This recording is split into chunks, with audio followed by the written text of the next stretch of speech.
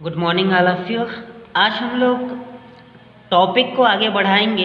किरण प्रकाशिकी में हम लोगों ने परावर्तन के नियम और अपवर्तन के नियमों की व्याख्या किए थे, उसका कुछ फॉर्मूला भी देखे थे, है ना, जहाँ से आपका क्वेश्चन आते हैं। अगला जो टॉपिक है हमारा सिलेबस में वो है आपका लेंस। तो ये लेंस होता क्या है? लेंस एक पारदर्शी माध्यम होता है जो दो पृष्ठों से मिलकर बना होता है ना। लेंस क्या एक पारदर्शी माध्यम है जो दो पृष्ठों से मिलकर बना होता है ना। तो यह जो लेंस होता है ये दो प्रकार का होता है। एक होता है आपका उत्तल लेंस, तो दूसरा होता है आपका अवतल लेंस। ठीक, तो उत्तल लेंस क्या होता है? अगर आपका बीच का भाग आपका उभरा हुआ रहता है तो वो लेंस कहलाता है उत्तल लेंस, और बीच का भाग अगर आपका धंसा हुआ है तो वो लेंस क्या कहलाता है? आपका अवतल लेंस, है ना। कभी कभी पूछा भी जाता है कि आपको अगर आपका आंख बंद कर दिया जाए और सिर्फ आपको स्पर्श करके कैसे लेंस को पहचानेंगे, तो उसमें आपको यही लिखना है कि लेंस का अगर बीच वाला भाग उभरा हुआ रहेगा तो उत्तल लेंस, और लेंस का अगर बीच वाला भाग धंसा हुआ रहेगा तो क्या कहलाता है? आपका अवतल लेंस कहलाता है। तो इसमें भी आपका सेम कंडीशन होगा कि ये जो उत्तल लेंस है, एक को समझते हैं दूसरा बनेगा। इसके जो बीचों बीच वाला रेखा होगा या दोनों वक्रता केंद्रों को मिलाने वाली सीधी रेखा, ये क्या कहलाता है? आपका मुख्य अक्ष कहलाता है। ये क्या है? गोलीय पृष्ठ है, ये भी गोलीय पृष्ठ है। तो दोनों गोलीय पृष्ठ के मिलाने वाली रेखा या उसके वक्रता केंद्रों को मिलाने वाली रेखा क्या कहलाता है? आपका मुख्य अक्ष कहलाता है ना। उसके बाद क्या है? इस मुख्य अक्ष में या इस लेंस के बीचों बीच, है ना, ये जो केंद्र है वहाँ से अगर कोई प्रकाश किरण गुजरता है तो सीधा निकल जाता है। तो जहाँ से प्रकाश किरण गुजरने के बाद सीधी निकल जाती है, जिस बिंदु से होते हुए प्रकाश किरण सीधी आगे निकल जाती है, उस बिंदु को कहा जाता है आपका प्रकाश केंद्र, है ना। प्रकाश क्या होगा? लेंस से होते हुए आगे बढ़ेगा, लेकिन एक बिंदु ऐसा है जहाँ से गुजरेगा तो सीधा निकलता है, वो क्या कहलाता है? आपका प्रकाश केंद्र। वही है, लेंस के दोनों ओर मुख्य अक्ष रहेंगे, है ना। तो सेम कंडीशन है, यदि कोई प्रकाश मुख्य अक्ष के समांतर आपतित होती है जिस बिंदु पर मिलेंगी या जिस बिंदु से होते हुए आपतित होंगी और लेंस से टकराने के पश्चात मुख्य अक्ष के अगर समांतर हो जाती हैं तो जिस बिंदु से आती हैं प्रथम मुख्य फोकस, जिस बिंदु पर मिलती हैं द्वितीय मुख्य फोकस, ये पहले के जैसा ही है जो हम लोग दर्पण में पढ़े हैं, है ना। ये ध्यान देंगे, उत्तल लेंस की फोकस दूरी हमेशा धनात्मक होती है, जबकि अवतल लेंस की फोकस दूरी क्या होती है? आपका माइनस में होता है ना, कह रहे हैं कि ऋणात्मक होता है। तो उत्तल लेंस की फोकस दूरी धनात्मक, अवतल लेंस की फोकस दूरी क्या होती है? आपका ऋणात्मक होता है। इसको बनाते समय हम लोग देखेंगे, है ना। उसके बाद और क्या देखेंगे इसमें से आपका कि तीन नियम इसमें भी होते हैं। जब कोई प्रकाश मुख्य अक्ष के समांतर आपतित होता है फोकस से जाता है। जब कोई प्रकाश क्या हो जाएगा? किसी बिंदु से होते हुए आपतित होती है तो मुख्य अक्ष के समांतर हो जाती है। जब कोई प्रकाश केंद्र से होकर जाती है तो सीधा निकल जाती है। तो इसमें पहला क्वेश्चन है कि प्रतिबिंब रचना के नियम लिखिए, है ना। क्या है आपका? प्रतिबिंब रचना के नियम, ये क्वेश्चन आता है। तो तीन नियम है, प्रकाश केंद्र से जाएगा तो सीधा निकलेगा, है ना। समांतर आएगा तो क्या हो जाएगा? आपका मुख्य फोकस से जाता है, और मुख्य फोकस से होते हुए आता है तो क्या हो जाता है? आपका किसके समांतर हो जाता है? आपका मुख्य अक्ष के समांतर हो जाता है। ठीक, तो यहाँ से आपका जो पहला क्वेश्चन है जो आता है कि किसी भी पृष्ठ के लिए अपवर्तन सूत्र की व्युत्पत्ति कीजिए, है ना। क्वेश्चन ये है 5 नंबर का आपका आता है, किसी भी पृष्ठ के लिए। क्वेश्चन या तो उत्तल भी दे सकता है या तो अवतल भी दे सकता है। तो किसी पृष्ठ के लिए हमको कौन सा सूत्र देखना है? अपवर्तन सूत्र की व्युत्पत्ति करना है ना। किसी भी पृष्ठ के लिए क्या देखना है? आपका अपवर्तन सूत्र की व्युत्पत्ति करना है, यानी कि सिद्ध ये करना है कि आपका mu minus 1/r equal to mu upon भी माइनस 1/u, ऐसा भी देता है। या क्वेश्चन कभी कभी ऐसा भी पूछता है म्यू 2 माइनस म्यू 1 बाई क्या हो जाएगा? आपका r equal to mu 2/v minus mu 1/u। तो दो टाइप का आपका क्वेश्चन दे सकता है। देखते हैं कि क्वेश्चन किस टाइप का आपका देगा। बाकी एग्जाम में मैक्सिमम किसी भी पृष्ठ के लिए आपको क्या पूछता है? अपवर्तन का सूत्र जो है पूछेगा एग्जाम में, है ना। तो सबसे पहले हम लोग क्या करते हैं, इसमें डायग्राम लेंगे, है ना। तो मैं किस पृष्ठ के लिए बना रहा हूँ, पहले उत्तल पृष्ठ के लिए, है ना।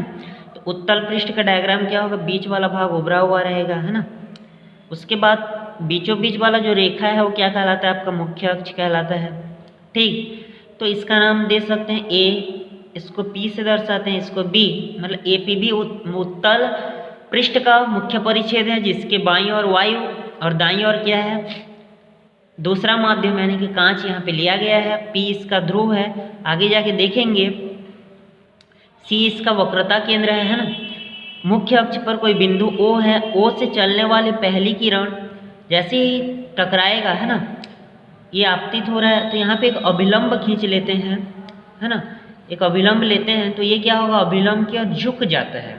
पता है जब कोई प्रकाश किरण, है ना, क्या होगा, विरल से सघन की ओर जाती है तो थोड़ा सा अभिलंब की ओर झुकती है। यहाँ पे अभिलंब का नाम हम लोग कुछ भी दे सकते हैं, है ना, एल सी, या अभिलंब है, अभिलंब की ओर थोड़ा सा झुकेगा, इसको हम लोग माने हैं आई।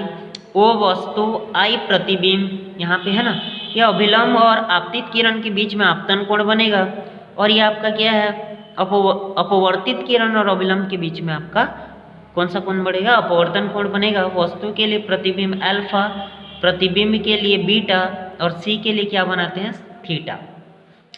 माना ए पी बी क्या है, आपका उत्तर पृष्ठ का मुख्य परिच्छेद है, बाईं और वाई और दाईं और कांच यहाँ पे लिया गया है। पी इसका ध्रुव है, सी वक्रता केंद्र है, इसके मुख्य अक्ष पर बिंदु आकार की कोई वस्तु ओ है, ओ से चलने वाली एक किरण ओ पी, जिसकी वक्रता त्रिज्या क्या है, यहाँ पे सी है, इस दिशा में आपतित होके क्या होती है, अपवर्तित होती है, और जिसका प्रतिबिंब हम लोग को आई पर प्राप्त होता है। तो यहाँ पे हमको पहला चीज जो मिलेगा वो क्या मिलेगा, आपका आपतन कोण। आपतन कोण कौन सा बनाएगा, ओ एम एल, ओ है ना, इकटान बिंदु का नाम क्या दे देते हैं, एम, है ना, ये एम, ये ए है, ये ऊपर का है ना, ओ एम एल, एल कौन सा है ये भी देखना है ना।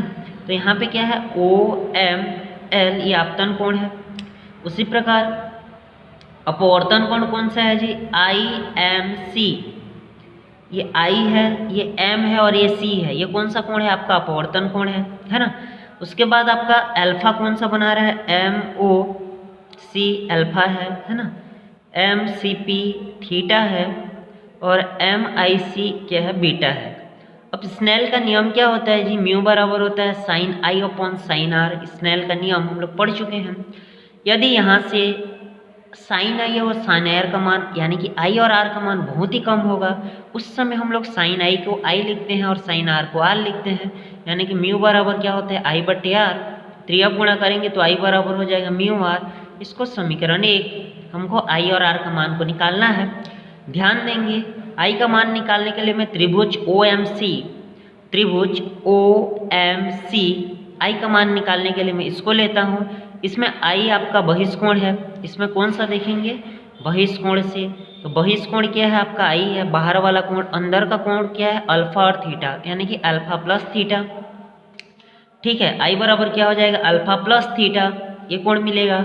उसी प्रकार और एक है I M C, I M C है ना। आई एम सी में जब देखेंगे तो हमको क्या मिलेगा, बहिष्कोण थीटा है, अंदर वाला बीटा और आर है, तो क्या मिलेगा, बीटा प्लस आर। तो यहाँ से बीटा को उधर भेजूंगा तो आर बराबर थीटा माइनस बीटा। अब समीकरण 1 में आई और आर का मान को रखेंगे तो हमारा जो नया मान मिलेगा, म्यू बराबर क्या मिलेगा जी आपका, सॉरी, आई के जगह क्या मिलेगा आपका, alpha plus theta equal to mu, r के जगह मिलेगा हमारा थीटा माइनस बीटा, है ना।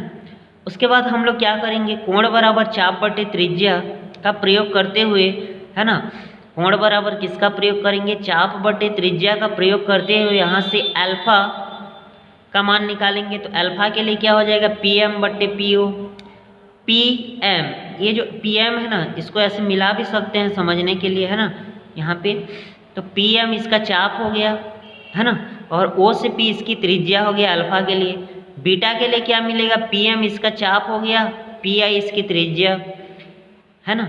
इसके लिए क्या मिलेगा, थीटा के लिए पी एम, तो बीटा के लिए क्या मिलेगा आपका पी एम बटे पी आई। उसी प्रकार थीटा के लिए क्या मिलेगा आपका पी एम बटे पी सी। ठीक है, तो यहाँ से अल्फा बीटा थीटा का मान मिलेगा। सबके मान को यहाँ पे समीकरण 2 में रखेंगे तो अल्फा का मान हो जाएगा पी एम बटे पी ओ, थीटा का मान हो जाएगा पी एम बट्टे पी सी, म्यू का म्यू रहेगा, थीटा का मान पी एम बट्टे पी सी और बीटा का मान हो जाएगा पी एम बट्टे पी आई। उसके बाद P M P M P M P M सबसे कटेगा, 1/PO प्लस 1/PC बराबर म्यू 1/PC माइनस 1/PI बचेगा। चिन्ह परिपाटी का प्रयोग करेंगे तो चिन्ह परिपाटी के प्रयोग से P से O का मान बताया था, जो भी लेंस के बाईं ओर बनता है सब आपका क्या हो जाएगा, ऋणात्मक होता है ना। तो P से O वस्तु का काम है जो U बनेगा, P से I प्रतिबिंब है V बनेगा और P से C क्या बनेगा आपका R बनेगा, है ना। तो PO का मान हो जाएगा -U, ठीक। PC का मान क्या बनेगा जी आपका 1/R, है ना। ये आपका क्या हो जाएगा, आपका R हो जाएगा। म्यू का म्यू रहेगा, PC के जगह R और PI के जगह आपका क्या हो जाएगा, V हो जाएगा। अब हम लोग क्या करते हैं, म्यू का गुणा करेंगे और R को एक साथ लिखूंगा, तो इस R को उधर भेज देता हूं मैं, है ना। या यहाँ से क्या करेंगे हम लोग, दो काम कर सकते हैं, है ना। सबसे पहले क्या करेंगे, गुणा करते हैं और इस माइनस को इधर ले आते हैं, तो म्यू का गुणा इससे होगा आगे स्टेप में, है ना। तो 1/U प्लस 1/R बराबर म्यू बट्टे R माइनस म्यू बट्टे V, इसको उधर भेजते हैं तो म्यू बट्टे V प्लस 1/U, इसको उधर भेजते हैं तो म्यू बट्टे R माइनस 1/R। तो लास्ट में इसको कैसे लिख सकते हैं जी, म्यू माइनस 1/R इसको, है ना। तो लास्ट में हमारा फाइनल जो आंसर आएगा वो क्या होगा, म्यू बट्टे V प्लस 1/U बराबर म्यू माइनस 1 इंटू R। यही क्या है आपका किसी भी पृष्ठ के लिए अपवर्तन का सूत्र है ना, जिसका प्रूफ हमारा एग्जाम में आता है 5 नंबर का। तो सेम काम आपको अवतल दर्पण के लिए अवतल लेंस के लिए आपको सेम बनाना है, इस बस डायग्राम चेंजेस होगा, बनाने का तरीका सेम है। दो काम करेंगे, आपतन कोण अपवर्तन कोण निकालेंगे, स्नेल का नियम निकालेंगे, स्नेल के नियम से I और R का मान को आपको निकालना है ना।